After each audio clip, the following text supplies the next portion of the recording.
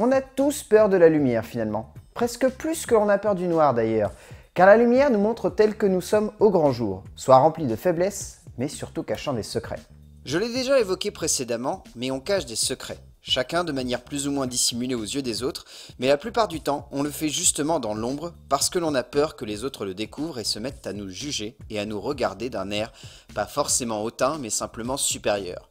Cette semaine, chaque personnage cache un secret plus ou moins grave, plus ou moins important, mais avant tout un secret qui les enferme et les empêche d'avancer dans la direction qu'ils souhaitent, ou en tout cas, dans la direction qui leur serait la plus bénéfique. Secret pour mieux progresser, mais secret qui les bannit de toute compréhension de l'autre et surtout de toute réussite au sein de la société en tant qu'homme ou femme.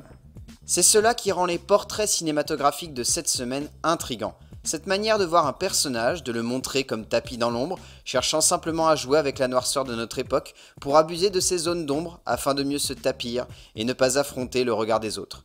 Par peur de laisser son cœur à découvert, de laisser l'ennemi gagner, de simplement révéler ses actes, ou alors d'affronter simplement la réalité de ce monde, bref, par peur peut-être simplement de laisser voir aux yeux des autres ce que nous sommes, des êtres humains, et que parfois, nous sommes simplement faibles.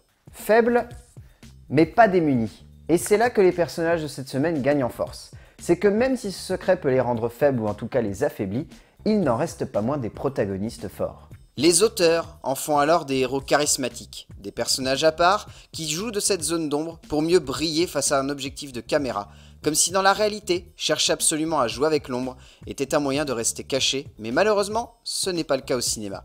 Dans le noir, se nichent généralement les histoires les plus passionnantes, les plus prenantes, mais surtout, voire même avant tout, les plus intrigantes pour le spectateur et les plus foisonnantes pour les auteurs de cet art subtil et mystérieux.